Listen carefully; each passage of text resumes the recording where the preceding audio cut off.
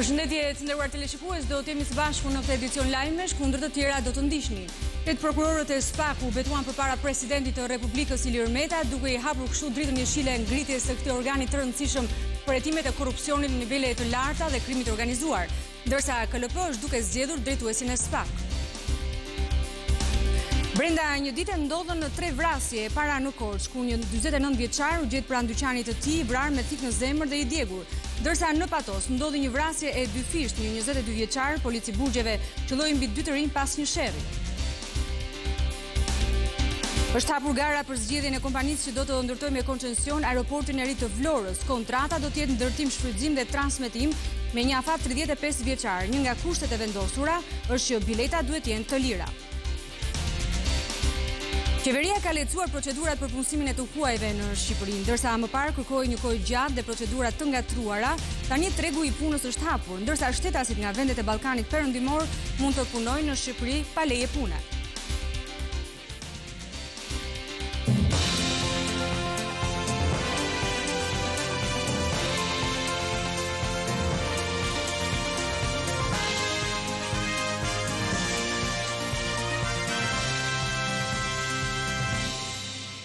Këshilli i lartë i prokurorisë është mbledhur për të zgjedhur prokurorin që do të drejtojë prokurorinë e posaçme SPAK. Më herët janë dëgjuar me radhë strategjitë e 3 kandidatëve, por se kush do e drejtojë prokurorinë, do të lidhemi tani me Anila Hoxhën. Anila, përshëndetje. Çfarë po ndodh tani në Këshillin e lartë të prokurorisë? Në këtë momente, antarët e Këshillit të lartë të prokurorisë vazhdojnë të argumentojnë 4 votat e dhëna deri më tani për njërin nga kandidatët si drejtues dhe që ka garuar si drejtues për në SPAK për prokurorin Altin Dumani. Në favor të Altin Dumanit, sipas zyrës së shtypit të Këshillit të lartë të prokurorisë, kanë votuar antarët e Këshillit të lartë të prokurorisë Tartar Bazaj, Arben Dollapi, Besnik Cani dhe Esmeralda Cani. Ata secili prej tyre po vazhdon dhe po argumenton mbi cilësitë dhe përgatitjen e kandidatit i cili ka marrë 4 vota deri më tani. Por rregulloria thotë se kandidati i cili do të jetë drejtuesi i ri i prokurorisë së posaçme të SPAK duhet të marrë 6 vota. Në gjithsej, Këshilli i lartë i prokurorisë ka 11 antar, ndërsa sipas rregullores, kreu i Këshillit të lartë të prokurorisë voton i fundit dhe është vota vendimtare që do të përcaktojë se kush do të jetë zyrtari i parë që do të drejtojë prokurorinë e posaçme që do të hetojë krimin organizuar dhe korrupsionin në nivele të larta. Garojnë dhe synojnë drejtimin e prokurorisë së posaçme SPAK prokurorët Altin Dumani, prokurori Arben Kraja dhe prokurori Edvin Kondili.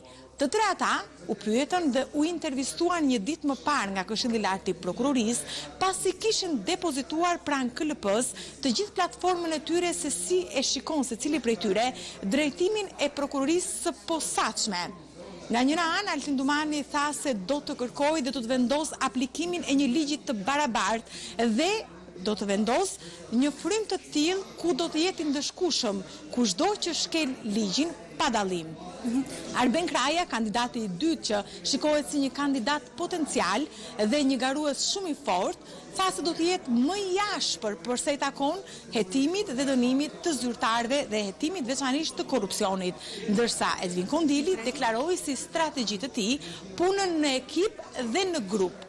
Mbledhja po zhvillohet pa praninë e kamerave dhe pa praninë e gazetarëve, ndërkohë që do të vlerësohet nga antarët e Këshillit të lartë të prokurorisë, jo vetëm përgatitja e të 3 prokurorëve, por edhe mënyra se si ata kanë drejtuar dhe hetuar gjatë karrierës së tyre korrupsionin dhe krimin e organizuar. Gjatë ditës ne e dim që u betuan përpara presidentit duke vendosur dorën në kushtetutë të 8 prokurorët e SPAK, ndërsa po gjatë ditës në ish-gjykatën e krimeve të rënda tashmë u vendosën tabelat e reja sipas përcaktimeve për gjykatën e posaçme, por dhe për prokurorinë e posaçme e cila konsiderohet se nga dita e sotme ka nisur punë. Por njëkohësisht ish prokurorët e krimeve të rënda, të cilët do të shkojnë me detyrë në prokurorinë e kryeqytetit, kanë vazhduar edhe gjatë ditës sotme në ish ambientet e prokurorisë së krimeve të rënda. Të dorëzojnë dosjet pranë sekretarisë, disa prej të cilave do të shkojnë për kompetencë në prokuroritë e rrethave gjyqësore, ndërsa gati 160 procedime, do të kalojnë për kompetenca në prokurorinë e posaçme SPAK. Mes tyre çështje të njohura në fakt, sikurse çështja e ish prokurorit të përgjithshëm Adriatik Llalla, por nga ana tjetër edhe në gjykatën e apelit, tashmë gjykata e posaçme, do të kaloj gjithashtu çështja për gjykim e ish ministrit të brendshëm Sajmir Tahiri.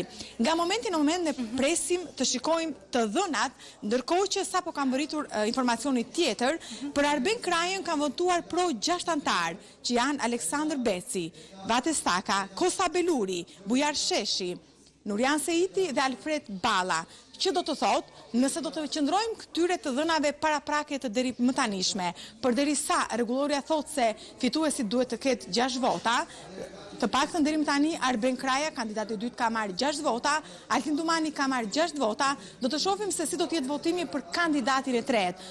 Siç e dim, ky është proces mjaft i rëndësishëm dhe këto vota do të caktojnë se kush do të jetë lideri që do të drejtojë ekuipazhin dhe ekipin e prokurorisë së posaçme, e cila shpresohet se do të hetojë zyrtar të niveleve të larta. Zhvillimet janë aktualisht, ndërkohë secili nga antarët po tregon dhe po argumenton se përse ka votuar për kandidatin e dytë Arben Kraja. Do të shohim se si do të jenë votat më tej për kandidatin e tretë për t'u raportuar në kohë rekord. Kjo është një mbledhje që vazhdon ndërkohë, Anila.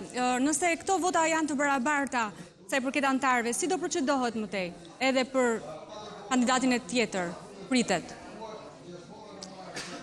Atëherë, ne e dim, Monika, në fakt se të 3 prokurorët janë prokuror karriere. Ata kanë shënuar dosje, madje kanë hetuar edhe dosje që kanë qenë mjaft të bushme gjatë karrierës së tyre. 2 nga prokurorët vinë nga krimet e rënda.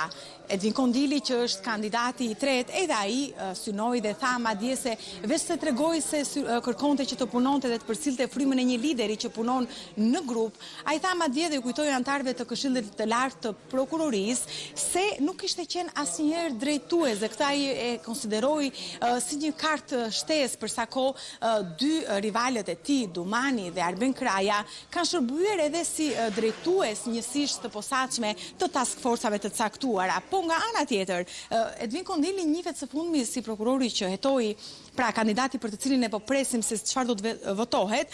Edvin Kondili njihet si prokurori që hetoi çështjen e kokainës, se 613 kilograme kokainë të sekuestruar, sasia më e madhe e sekuestruar në qytetin e Durrësit. Nga ana tjetër, Arben Kraja, i cili vjen nga prokuroria e përgjithshme, ndryshe nga 2 kolegë dhe rivalët e tij që kanë hetuar edhe krimet e rënda, njihet si një nga prokurorët që përfaqësoi çështjen e dënimit të ish gjyqtares së lartë, e cila një nga më të vetmet që është dënuar nga gjykata e lartë, dënimin e zonjës Majlina Andrea për çështje korrupsioni, e gjithashtu edhe për hetimin e ish ministrit të transporteve Lulzim Basha, një çështje e cila u mbyll në gjykatën e lartë. Nga ana tjetër, Altin Dumani, i cili garon për këtë detyrë, njihet për hetimin e çështjes së Gërdecit, të tragjedisë së Gërdecit, një çështje mjaft e njohur në vendin ton, përse takon edhe qëndrimin dhe përplasjeve mes prokurorisë dhe policisë së shtetit, atëherë kur prokurorët dërguan urdhra ndalimi, të cilat u refuzuan dhe nuk u zbatuan në kohën e dur nga policia e shtetit, çka solli një përplasje mjaft të fortë dhe të fuqishme, madje edhe deklarata nga ish prokuroria e përgjithshme atëhershme zonja Ina Rama, e cila kërkoi që policia të vendosej në lëvizje.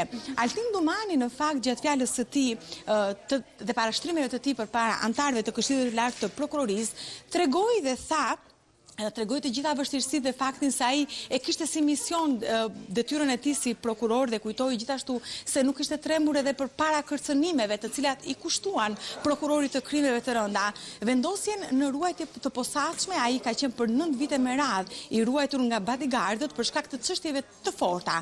Por ndërkohë kujtoj këtu se Altin Dumani ka qenë një kandidat mjaft i përfolur, si një nga rivalet më të fuqishëm që mund të drejtojë dhe mund të drejtonte prokurorinë e posaçme SPAK, po sidoqoftë ne do të shohim nga momenti në moment, sepse votat janë personale dhe secili do duhet të flasë mbi bindjet e tij, po dhe përgatitjen edhe të gjithë CV-n e 3 kandidatëve. Po. Paka shumë fole dhe i përshkrove portretet e tyre nga ana profesionale, ato duken që kanë profile të lartë profesional. Kur mendohet se do të fillojë puna e prokurorit të SPAK-ut?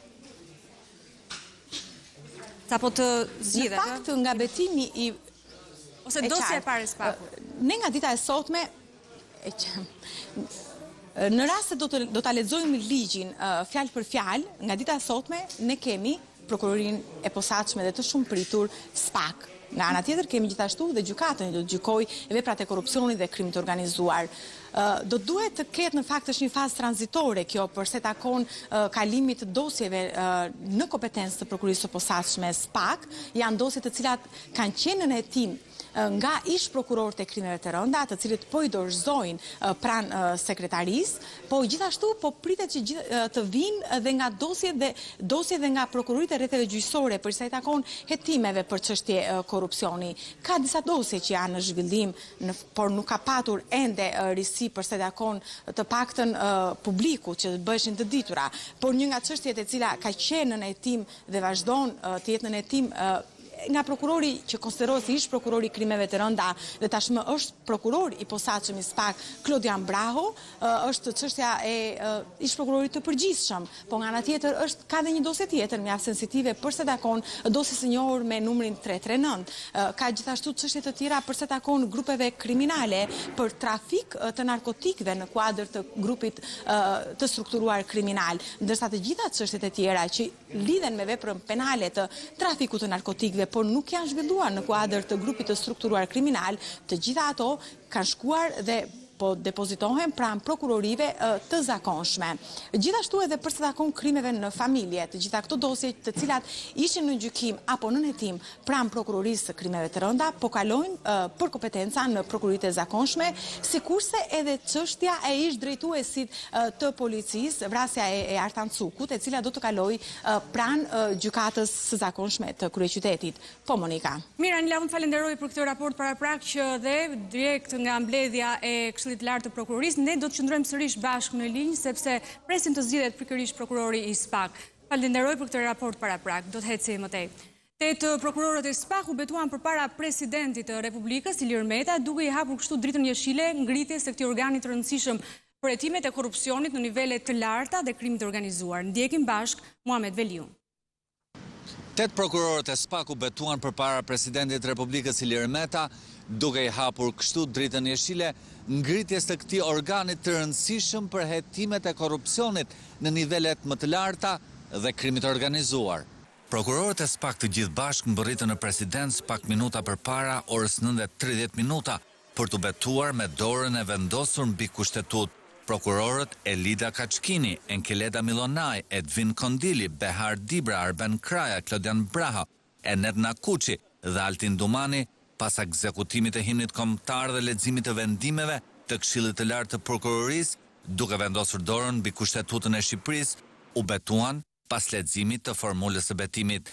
Presidenti Meta uroi suksese dhe punë të mbar prokurorëve të Prokurorisë së posaçme kundër korrupsionit dhe krimit të organizuar.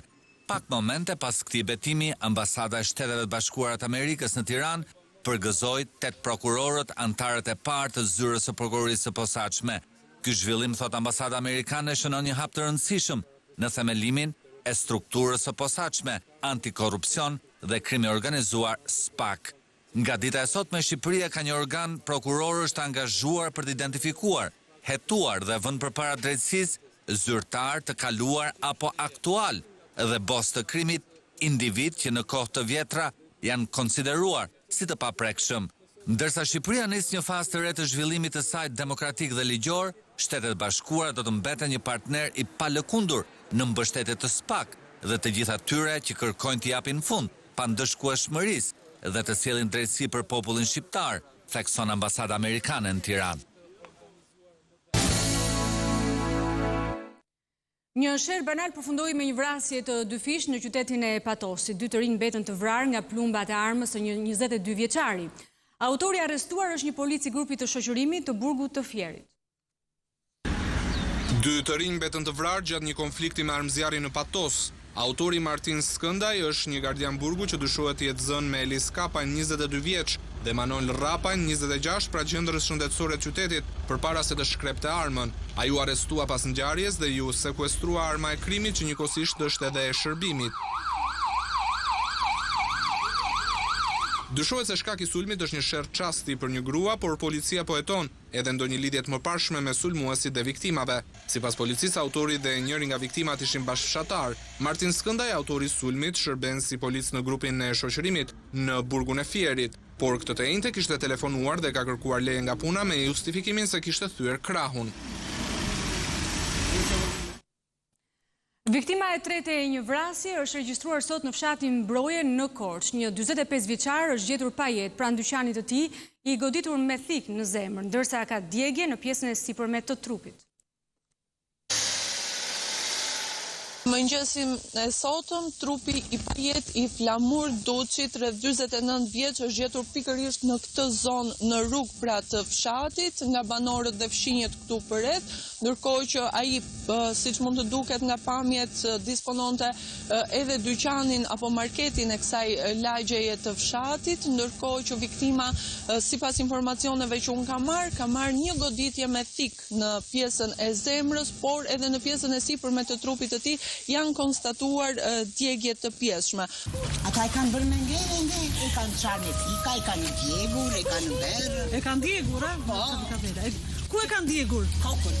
Ndërkohë që ai është gjetur i pajet, është sinjalizuar policia, e cila ka mbritur në vendin e ngjarjes dhe është duke vazhduar hetimet. Nga informacionet e deri tanishme, hetimet janë shtrirë në 2 pista. Nuk përjashtohet pista e një krimi brenda familjes, pasi 49 vjeçari ishte divorcuar pak vite më parë dhe sipas familjarëve dhe të afërmve të tij, situata me familjen e ish bashkëshortes ka qenë ender, kanë patur konflikte të vazhdueshme, por edhe kërcënime nga ana e familjes ish bashkëshortes, ndërkohë që nuk përjashtohet edhe mundësia tjetër që të kemi të bëjmë pikërisht me një tentativë për vjedhje apo grabitje që ka rezultuar më pas me humbjen e jetës së tij.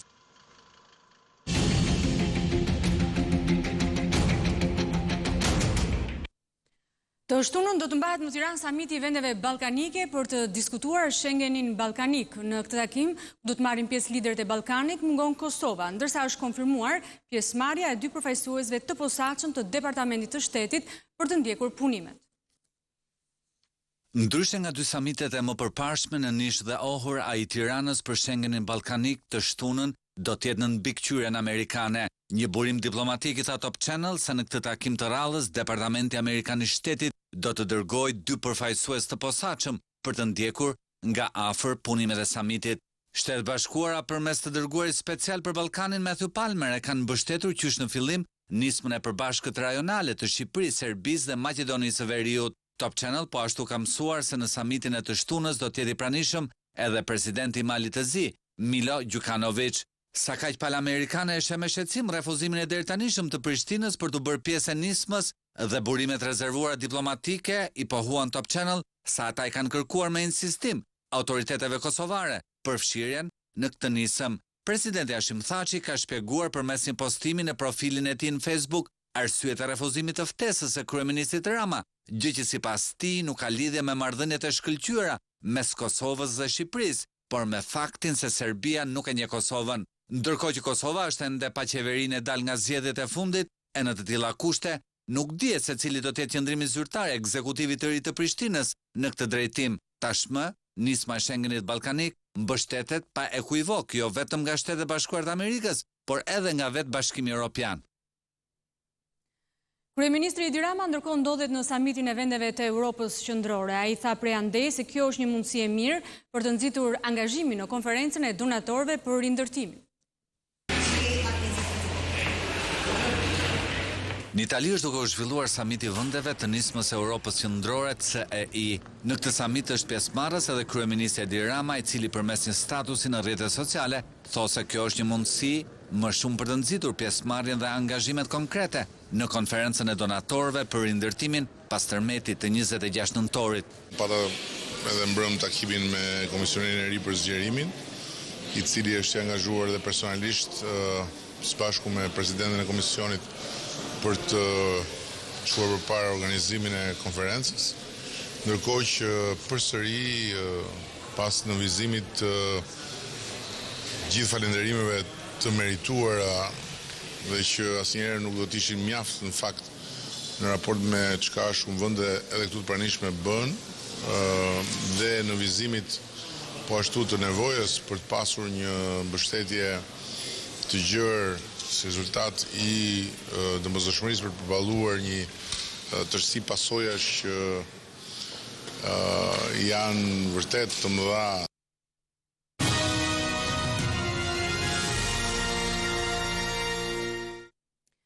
Është hapur gara për zgjedhjen e kompanisë që do të ndërtojë me koncesion aeroportin e ri të Vlorës. Kontrata do të jetë ndërtim, shfrytëzim dhe transmetim me një afat 35 vjeçar. Hapet gara për koncesionin e aeroportit të Vlorës. Tenderi ndërkombëtar u njoftua nga Ministria e Infrastrukturës. Koncesioni do të jetë 35 vjeçar dhe parashikon ndërtimin dhe shfrytëzimin nga privati. Më pas me mbarimin e afatit, prona kalon në duart e shtetit. Oferta duhet të paraqiten deri në 12 mars të 2020-s, kurse shpallja e fituesit dhe nisja e punimeve duhet të bëhen brenda majit të vitit të ardhshëm. Ministra Belinda Balluku tha se operimi i një aeroporti të ri do të rrisë konkurrencën dhe do të ulë çmimet e biletave. Konkurenca mes këtyre aeroporteve do të ulë ndjeshëm çmimet e fluturimeve dhe do të rrisë numrin total të pasagjerëve. Aeroporti do të ndërtohet në akërni të Vlorës dhe do të ofrojë mundësinë edhe të fluturimeve transoqeanike. Parashikon fluturime direkte transoqeanike për shkak të kushteve teknike që ky aeroport do të ndërtohet.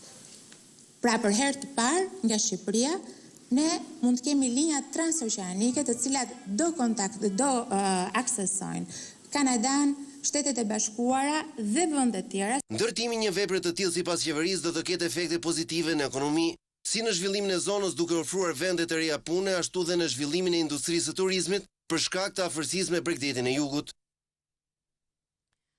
Qeveria ka lehtësuar procedurat për punësimin e të huajve në Shqipëri, ndërsa më parë kërkohej një kohë gjatë dhe procedura të ngatruara. Tani tregu i punës është hapur, ndërsa shtetasit nga vendet e Ballkanit Perëndimor mund të punojnë në Shqipëri pa leje pune. Shqipëria do të shndërrohet në një vend ku shtetasit e huaj mund punësohen lirisht. Përmes disa ndryshimeve radikale në ligj, qeveria ka hequr thuajse tërësisht kufizimet për punëtorët e huaj, duke hapur tregun e punës edhe për shtetet që nuk janë anëtarë të Bashkimit Evropian. Ndryshimet vijnë përmes një projekt ligji të miratuar në mbledhjen e fundit të Këshillit Ministrave. Sipas draftit, i cili do t'i dërgohet Parlamentit për miratim, shtetasit e 5 vendeve fqinje të Ballkanit Perëndimor si Serbia, Bosnia Hercegovina, Kosova, Mali Zi dhe Maqedonia e Veriut nuk do të kenë më nevojë për leje pune për të punësuar në Shqipëri. Për punëtorët që vinë nga këto vende, leja e punës hiqet në mënyrë të përhershme. Por Shqipëria do të hapet edhe për punëtorët e të gjitha vendeve të tjera të botës në rastin e fatkeqësive natyrore. Sipas projektligjit miratuar në qeveri, leja e punës hiqet për çdo të huaj, që do të punësohet në sektor të ndryshëm me qëllim rregullimin e pasojave dhe rimëkëmbjen nga fatkeqësi natyrore. Kjo do të thotë se menjëherë pas miratimit të ligjit në parlament, bizneset shqiptare që do të punojnë në ndërtimin e banesave apo infrastrukturës publike të dëmtuar nga tërmeti, mund të punësojnë punëtor nga çdo vend i botës, pa patur nevojë për leje pune. Por punësimi këtyre shtetasve lehtësohet edhe kur nuk ka fatkeqësi natyrore. Aktualisht një biznes shqiptar mund punësojë një punëtor të huaj vetëm nëse ka publikuar për 4 javë vendin e lirë të punës dhe nuk ka arritur të gjejë punëtor shqiptar. Me projekt ligjin e ri të qeverisë, ky kufizim hiqet dhe bizneset shqiptare mund të aplikojnë direkt për leje pune për të huajt, pa patur detyrimin që të kenë kërkuar më parë për punëtor vendas. Liberalizimi i tregut të punës është hedhur fillimisht si ide nga disa biznese të mëdha vendase, por ky propozim është shoqëruar edhe me debate publike për shkak se Shqipëria ka papunësi të lartë. Ardhja e të huajve, veçanërisht atyre nga vendet e botës së tretë, pa pengesa për të punuar në Shqipëri mund të bëjë presion për uljen e rrogave dhe të lërë të papunë punonjësit shqiptar. Por qeveria dhe bizneset e kanë justifikuar këtë mas me argumentin se vendi ka mungesë punëtorësh. Do të lidhemi tani drejt për së drejti me Këshillin e Lartë të Prokurorisë. Ndjekim Genti Ibrahimi. Në emër të Këshillit jam i bindur nga se them që kjo ka qenë zgjedhja më e vështirë me cilën ne ballafaqjuar në këtë ditë jetë të Këshillit, këtë ditë që ju na urua në mënyrë aq të bukur pak më parë. Ne patëm bekimin në një prurje shumë të mirë, qoftë nga ana sociale, qoftë nga ana cilësore, kandidat për postin e drejtuesit, por ishte një bekim që shumë shpejt na ballafaqoi me një vështirësi të shtuar, në fakt, sa i takon vendimit ton.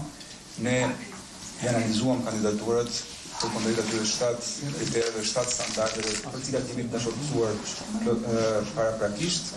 Me këtë vendim që marrim sot, ne vendosim që tu është burin e fundit në mozaikun e SPAK-ut, që nga këtë moment roli i Këshillit të Lartë të Prokurorisë në raport me këtë strukturë të rëndësishme ndryshon.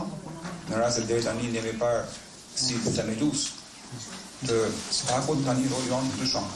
Merr trajtën e një garanti të pavarësisë të SPAK-ut merr trajtën e një garanti të suksesit të kësaj organizate të re. Natyrisht që tani fjala është për ta. Në ata protagonistë të proceseve që vijnë më tej, sidoqoftë tek Këshilli i Prokurorisë do të gjejnë, siç kanë gjetur që tani në fazën e kandidimit mbështetjen maksimale, qoftë për pavarësinë e tyre, por edhe si thua një mbikëqyrje se takon rezultateve. Se natyrisht që SPAK-u është i të gjitha rezultatet. Pa e zgjatur, pa ju lënë në pritje, po ju lexoj vendimin e Këshillit. Mbështetur në nenin 148.3 të Kushtetutës së Republikës së Shqipërisë, në nenin 52 të ligjit për statusin e gjyqtarëve dhe prokurorëve në Republikën e Shqipërisë, në nenin 15 të ligjit për organizimin dhe funksionimin e institucioneve për të kuftuar korrupsionin dhe krimin organizuar, si dhe në nenin 20 të rregullores mbi kriteret dhe procedurën për ngritjen e detyrë të prokurorëve pranë prokurorisë posaçme kundër korrupsionit dhe krimit organizuar, Këshilli i Lartë i Drejtësisë Prokurorisë vendosi. Zoti Arben Kraja emërohet drejtues i prokurorisë posaçme kundër korrupsionit dhe krimit organizuar. Ju falenderoj edhe një herë për vëmendjen tuaj të dashur.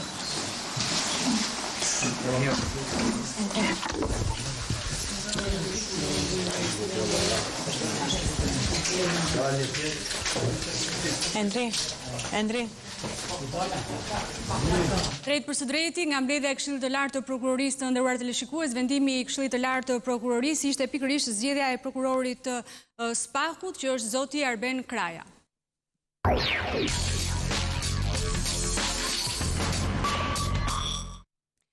Për shkak të zvarritjes pazakontë në ndërtimin e qeverisë së re në Kosovë, faktori ndërkombëtar është hedhur në aksion për të zhbllokuar situatën. Sot ka patur reagime të forta nga Shtetet e Bashkuara, Bashkimi Evropian, Britania e Madhe, ndërsa në Prishtinë kanë shkuar edhe deputet gjerman. Shefet e misioneve të Bashkimit Evropian në Kosovë publikuan të njëjtën një deklaratë të përbashkët në të cilën bënin thirrje për krijimin e shpejtë të qeverisë së re të Kosovës. Sipas tyre, Kosova duhet me urgjencë të vazhdojë punën në reforma për zhvillimin ekonomik dhe shoqëror, si dhe sundim të ligjit zbatimin e marrëveshjes së stabilizim asociimit BE Kosovë dhe dialogun me Beogradin, të ndërmjetësuar nga BE. Nevojitet krijimi i shpejtë i qeverisë për të çuar përpara këto procese në interes të Kosovës dhe popullit të saj, edhe në përputhje me kushtetutën dhe dëshirën e shprehur të elektoratit, thuhet në deklaratë. Kësaj deklarate ju bashkua dhe ambasada amerikane dhe ajo britanike në Prishtinë, duke thënë se qytetarët mezi presin të krijohet qeveria e re dhe të bëhen ndryshimet e premtuara. Ne pajtohemi me BE, njerëzit e Kosovës janë të padurueshëm për një qeveri që do të sjellë ndryshime pozitive, thuhet në postimin e tyre në rrjetet sociale. Kosovën po e vizitojnë ndërkohë dhe dy deputet gjerman, Peter Beyer dhe Christian Schmidt, të cilët i bëjnë thirrje lëvizjes vetëvendosje dhe lidhjes demokratike të Kosovës të mos bllokojnë njëra tjetrën, por të gjejnë një zgjidhje të besueshme e të krijojnë sa më shpejt qeverinë e re. Apeleve ndërkombëtare i është bashkuar dhe kryeministri në detyrë Ramush Haradinaj, që ka nënvizuar se përgjegjësia për dështimin bie mbi lëvizjen vetëvendosje. Në princip, bara bjen, pra nuk është kjo vetëm me ja vështirësu pozicionin njërë shpal, po bara bjen mbi mandatarin me kriju qeveri. Kosova mbajti zgjedhjet e parakohshme parlamentare më 6 tetor. Dy partitë me numrin më të madh të votave, Lëvizja Vetëvendosje dhe LDK, janë në negociata për krijimin e koalicionit qeverisës, por ende nuk kanë arritur një marrëveshje. Seanca konstituive e Kuvendit të Kosovës është caktuar ndërkohë të mbahet më 26 dhjetor.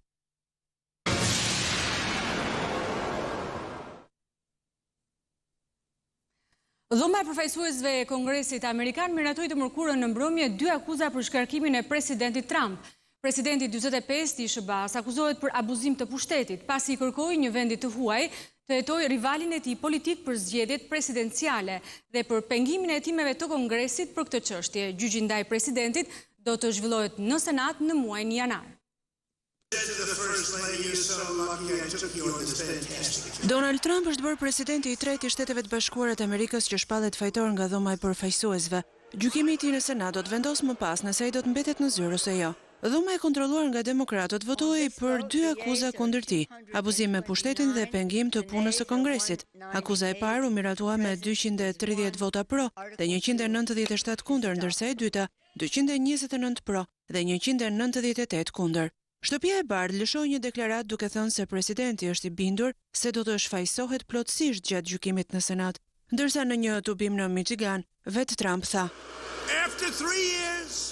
Pas vitesh gjueti e shtrigash, sot demokratët e Dhomës Përfaqësuesve po tentojnë të bëjnë pavlefshme votat e 10 miliona amerikanëve patriot.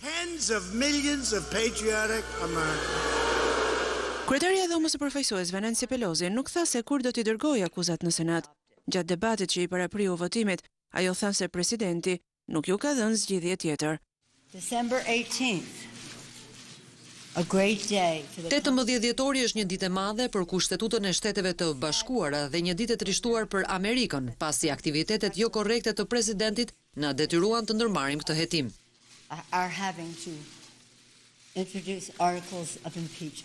Trump akuzohet se i ka bërë presion Ukrainës për të zbuluar informacione të dëmshme për Joe Bidenin, që mund të jetë rivali i tij në zgjedhjet e 2020-s.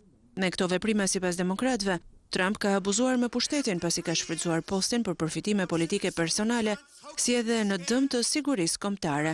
Trump akuzohet edhe për pengim të punës Kongresit, pasi ka refuzuar të bashkëpunojë në hetime.